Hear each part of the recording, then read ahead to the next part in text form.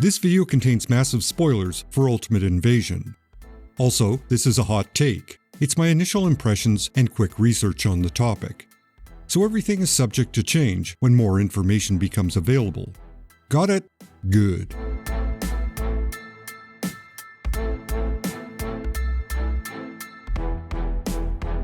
Ultimate Invasion is a 4-issue series written by Jonathan Hickman and illustrated by Bryan Hitch. It was published by Marvel Comics in 2023. As a brief history lesson, the Ultimate Universe began in 2001 with the launch of Ultimate Spider-Man. The success of that title led to further titles being published, and eventually this expanded into an entirely new universe with its own continuity. The Ultimate Universe was a fresh, new beginning for the Marvel Universe. It was a jumping-on point for new and older readers who wanted to see well-known characters get a 21st century makeover. Unfortunately, in a very short time, the Ultimate Universe became mired in its own continuity. Over time, after a few reboots and some questionable events, the entire line of comics fell out of favor and sales diminished. Hey, it's almost like I did an entire video on this topic 2 years ago. The 2015 event, Secret Wars, destroyed the Marvel multiverse, and for all intents and purposes, the Ultimate Universe became extinct. Very few characters from the Ultimate Universe survived that event. The two most well-known are Miles Morales, who became Ultimate Spider-Man following the air quotes death of Peter Parker, and the Maker, a twisted, evil version of Reed Richards. Reed Richards became the Maker following the event Ultimatum, where piles of heroes are killed for no good reason. Also, Sue Storm rejected Reed, the Fantastic Four broke up, Sue and Ben Grimm became a thing, pun slightly intended, and Reed decided to collect all the dangerous science stuff because he doesn't like science being used for evil purposes, I guess. It's not really clear. In the process, he did some pretty bad things, got confronted by the other heroes, and wound up trapped in the negative zone. And here's where the writer, Jonathan Hickman, stepped in and rescued evil Reed Richards. Reed suddenly returns in the Ultimates, announces he's the Maker, and builds the city.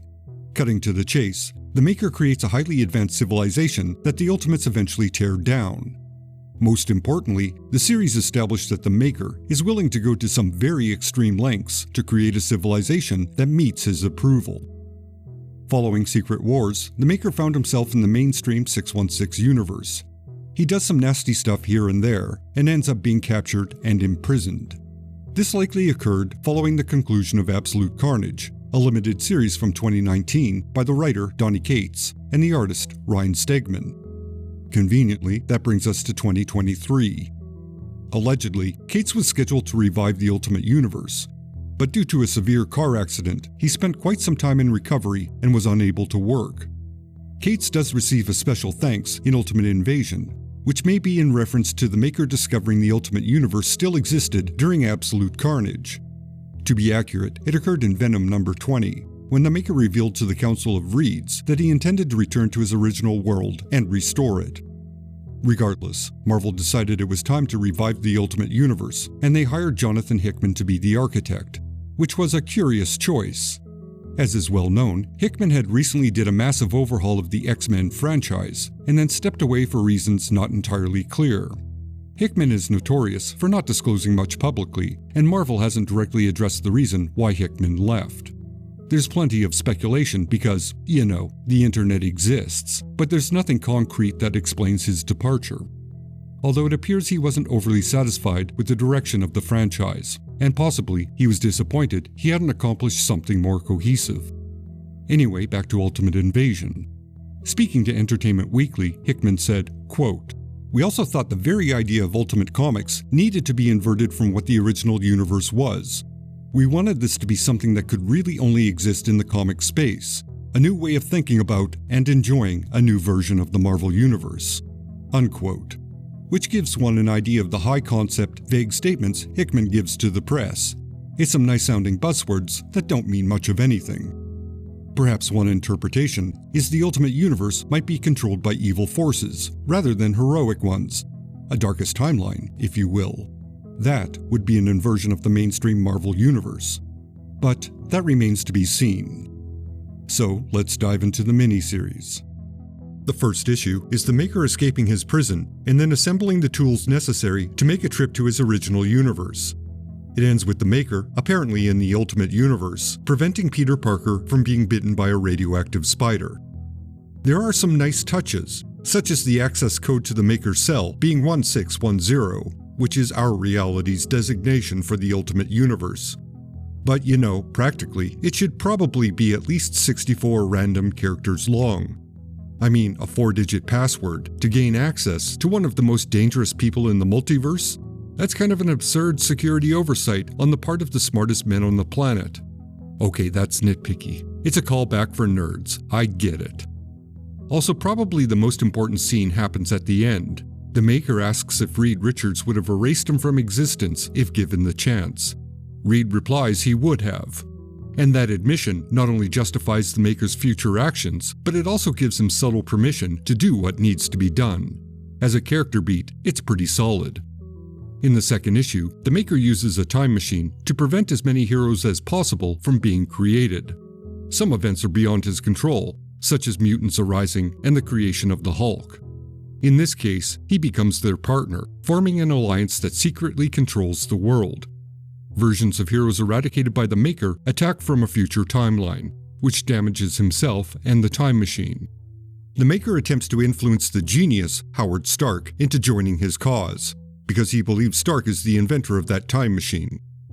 In the third issue, Howard Stark is shown the conspiracy that secretly runs the world, but Stark seems unconvinced that what they are doing is moral. Regardless, Stark is teamed up with an alternate Reed Richards wearing a Doctor Doom mask. From this point forward, I'm just going to call him Dr. Doom. Not only is it easier, but the next issue seems to suggest this person is Victor Von Doom, not Reed Richards. It's ambiguous, but his speech pattern is very doomy. The issue concludes with the reveal that Kang the Conqueror is responsible for the attacks that come from the future, and his final attack is about to begin. As an aside, with Marvel banking on Kang being the major villain for their cinematic universe, I have to wonder whether he was Hickman's choice or whether the villain was, air quotes, suggested to him by editorial. Makes one wonder, is all I'm saying.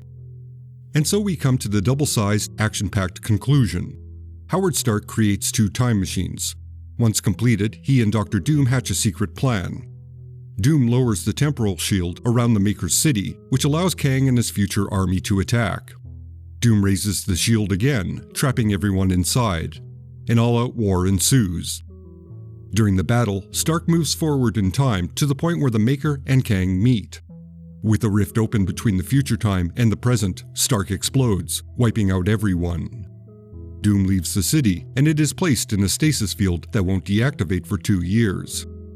The powers that be discuss the ramifications of this development before the comic hard cuts to Tony Stark creating Iron Man armor with the help of Doom. It ends with Doom and Stark locating the frozen body of Captain America. The end. Like many Marvel events, the ending of this miniseries is just the beginning of another story. It's one of the more annoying features of events in modern times, and it leaves a few dangling questions at the end. The most obvious one is, who is Kang? The answer is equally obvious. It's Tony Stark, right? The evidence heavily supports that conclusion. Tony's armor looks like Kang's. It also has a time machine as a power source. Howard Stark looks at Kang's face and is distraught, almost regretful. And when Kang blasts the Maker in the face in the future, the pose is the same as Tony testing his weapon in the past. So all of this obviousness makes me suspicious about Kang's actual identity, but at this point, I'm not going to overthink it. Also, the stasis field around the city is odd. I'm not sure how the powers that be determine it will be active for 2 years. It's just something they know. Perhaps I missed the explanation while reading, but I don't think so. Anyway, the 2-year time frame is also curious, mainly because it lines up with the projected release date of the movie Avengers: Kang Dynasty. What a coincidence. It's almost like there's a plan to have a major Kang appearance around the time Marvel has a major movie release about Kang. Overall, as a series, Ultimate Invasion is a solid fine. As a Jonathan Hickman project, it's also fine. It's definitely not imbued with a lot of passion, in my opinion. It might be the first series by Hickman I've read that kind of reads like a job. Mind you, at this point in his career, he doesn't need to impress anyone to get future work. He can occasionally do a straightforward, quickie project, where he's not exploring some high concept with 18 different components that will take 6 years to investigate.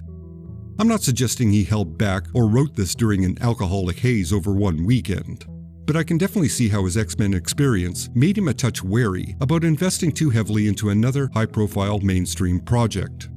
Then again, Hickman will be writing a forthcoming one-shot titled Ultimate Universe, and he will be doing an ongoing Ultimate Spider-Man title. So perhaps Ultimate Invasion was a necessary but not creatively interesting piece in a grand narrative Hickman has in mind. I'm going to give him the benefit of the doubt. I would say, as a final note, this isn't the return of the original Ultimate Universe. The setting may be similar, and it may be going for a similar vibe, but it is definitely different. So what do you all think? Did you like this miniseries? Is it a good time for the Ultimate Universe to return? What do you hope they do differently this time around? All that's left to say is thank you for watching, or listening, whatever the case may be. Thanks to all my fine supporters on Patreon and on YouTube. If you have the ways and means, please help out.